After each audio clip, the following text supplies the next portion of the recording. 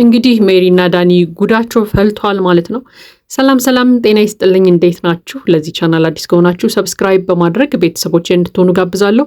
ቪዲዮውን ላይክ በማድረግ ጀምሩት። እንዲሁም ሀሳብ አስተያየታችሁን ኮመንት ላይ ያስቀምጡልኝ፣ ቪዲዮውን አይታችሁ ስትጨርሱ ማለት ነው። እንግዲህ ዛሬም በአዲስ ቪዲዮ መጥተናል። እንግዲህ ዛሬም የተፈጠረው አንዳንድ ነገር አለ፣ እጅግ በጣም ደስ ይላል። ምክንያቱም እኛ ሁላችንም ሰሞኑን እንግዲህ ስንጠብቀው ቢሆን ይሻላል እያልን እንግዲህ ስናስብ የነበረው ነገር ነው የሆነው ማለት ነው።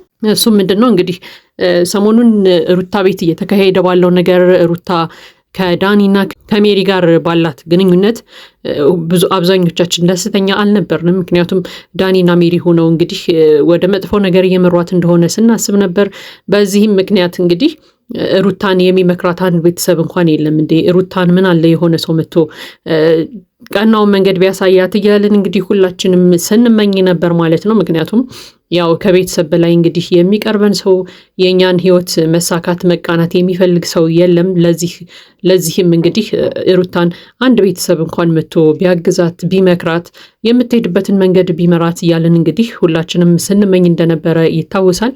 እንግዲህ ዛሬ ያምኞታችን ትንሽ የተሳካ ይመስላል። እንግዲህ ያው ቀጣዩን ነገር በቀጣይ የምናይ ቢሆንም ማለት ነው።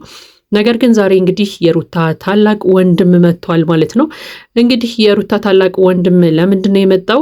ያው ብዙ ነገሮችን ለማስተካከል ነው የመጣሁት ብሎናል ማለት ነው። እንግዲህ እስከ ዛሬ ድረስም ሩታ ጋር በሚከሰቱ ነገሮች፣ በሩታ ሕይወት በሚያጋጥሟት ነገሮች በሙሉ ያው ከካሜራ ጀርባ ሆኖ በስልክ እንደሚመክራት አብረውም እንደሚወያዩ እንዲሁም ደግሞ መጥፎ ነገሮችን ስታደርግ ወይም ደግሞ ወደ መጥፎ ነገር የሚያስሄዳትን መንገድ ስትይዝ ያው እንደሚመክራት እንደሚገስጻት እንግዲህ ሩታም እየነገረችን ነበር ማለት ነው። ነገር ግን ያው ዛሬ መምጣቱ እጅግ በጣም ያስደስታል። ግን ደግሞ ትንሽ ዘጌት ብሏል ብዬ አምናለሁ። ወይ ደግሞ እስከ ዛሬ ድረስ ወደ መጥፎ ነገሮች ስትሄድ መጥፎ ነገሮችን ስታደርግ ያው እንግዲህ ከካሜራ ጀርባ በስልክም እያማከራት እየመከራትም እየገሰጻትም እየመለሳት ከነበረ እጅግ በጣም ጥሩ ነው። ነገር ግን ሩታ እዚህ ደረጃ ድረስ ከምትደርስ ድረስ ባይቆዩ መልካም ነበር ብዬ አምናለሁ። ነገር ግን አሁንም ቢሆን ያው ከመቅረት መዘግየት ይሻላል በሚለው አባባል እንግዲህ መምጣቱ ነው ዋናው።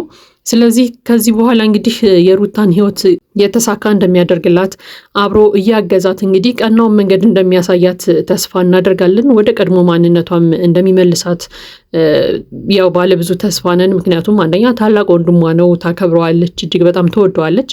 ለእሷም ደግሞ እንግዲህ ምክሩን ትቀበለዋለች ብዬ አምናለሁ። ምክንያቱም ቤተሰቧ ነው፣ ሊጎዳት አይችልም፣ ወንድሟ ነው። የእሷን ጥሩ ነገር እንጂ መጥፎ ነገር ስለማይመኝ ማለት ነው። ስለዚህ ሩታም እንግዲህ ያው ወንድምሽ የሚልሽን ነገሮች በቀና መንፈስ ትቀበዋለች ብዬ አምናለሁ። ምክንያቱም አይደለም ወንድምሽን ይቅርና ዳኒና ሜሮንን እንግዲህ እየሰማሽ እዚህ ደርሰሻል። እንግዲህ አሁን እኔ ተስፋ ማደርገው ነገር ምንድን ነው? ዳኒና ሜሮንን ከሩታ ሕይወት ቢያስወጣቸው መልካም ነው ብዬ አምናለሁ። የመጀመሪያ እርምጃውም ይሄ ቢሆን አሪፍ ነው ብዬ አስባለሁ። ምክንያቱም እነሱ ካሉ እርግጠኛ ሆኜ የምነግራችሁ ሩታንና ወንድሟን ራሱ ሊያጣሏቸው ይችላሉ፣ ሁለቱ ሰዎች ማለት ነው። ምክንያቱም አንደኛ ሜሮን በጉልበቷ ነው የምታስበው፣ ሁሉንም ነገር ማድረግ የምትችል ነው የሚመስላት። ዳኒ ደግሞ በሌላ መንገድ ስናየው በጣም ተንኮለኛ ሰው ነው። ስለዚህ ሩታን ራሷን ከወንድሟ ጋር እንዳያጣሏት ሁላ እፈራለሁ። ስለዚህ የሩታ ወንድም መጀመሪያ ማድረግ አለበት ብዬ የማምነው ነገር ምንድን ነው? እነዚህን ሁለት ልጆች ከሩታ ቤት ማስወጣትና ከሩታ ሕይወት ማራቅ ነው ብዬ አምናለሁ። ምክንያቱም ካልሆነ ነገሮች ይስተካከላሉ ብዬ አላስብም። ወይ ደግሞ በሌላ መንገድ እንግዲህ ሰፊ ጊዜ ካለውና ትዕግስቱ ካለው አቅሙ ካለው እንግዲህ የሜሪንና የዳኒንም ሕይወት ቢያስተካክልላቸው መልካም ነው ብዬ አምናለሁ። ምክንያቱም እንደውም መጀመሪያ በዚህ ምድር ላይ ከሚኖር ሰው በሙሉ የሚያደርጉት ነገር መስተካከል አለበት፣ አይምሯቸው መቀየር አለበት። ቀና ነገር እንዲያስቡ ብዙ ምክር ያስፈልጋቸዋል ብዬ ከማምናቸው ሰዎች መካከል ሁለቱ ሜሮንና ዳኒ ናቸው። ስለዚህ እንግዲህ ሩታ ጋር አብረው የሚቀጥሉ ከሆነ የእነዚህንም ሰዎች አይምሮ እንግዲህ መቀየር መቻል አለበት ብዬ አምናለሁ የሩታ ወንድም። ካልሆነ ግን እህቱን ለማዳን እህቱን ለማትረፍ እህቱን ወደ ቀድሞ አስተሳሰቧ ለመመለስ ወደ ጤነኛ አይምሮዋ ለመመለስ ወይ ደግሞ ወደፊቷን የተሳካ አድርጎ ለመስራት ከፈለገ ከዚያም አልፎ እንግዲህ ልጇን በንጹህ አይምሮዋ ተረጋግታ ሰላማዊ ሆና እንድታሳድግ የሚፈልግ ከሆነ ከነዚህ ሁለት ሰዎች ሩታን ማራቅ አለበት ብዬ አምናለሁ። ምክንያቱም እኛም ብንሆን የድሮዋ ሩታን አፍቃናለች። እውነት ለመናገር በቃ ድሮ የምናውቃት አስተሳሰቧ ቆንጆ የሆነው ለሰው አክብሮት ያላት ሩታ ናፍቃናለች። ስለዚህ ያችን ሴት ይመልስልናል ብለን እንግዲህ ተስፋ እናደርጋለን።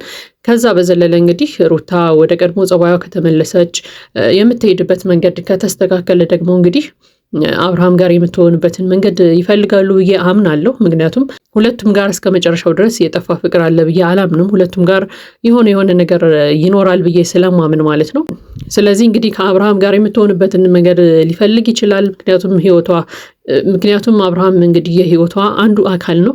ነገር ግን ያም ሆነ ይህ አብርሃም ጋር ሆኑም አልሆኑም ተለያዩም አብረው ኖሩም ዞሮ ዞሮ በመካከላቸው ልጅ አለ። ልጃቸውን ሁለቱም በእኩል መንፈስ እየተንከባከቡ በፍቅር እንዲያሳድጉ ያግዛታል ብዬም አምናለሁ። ለማንኛውም ግን እጅግ በጣም ደስ የሚል ነገር ነው የሩታ ወንድም መምጣቱ ማለት ነው። ምክንያቱም ሩታን እንግዲህ መክሮ ይመልሳታል ብዬ አምናለሁ ከመጥፎ ስራዎቿ ማለት ነው።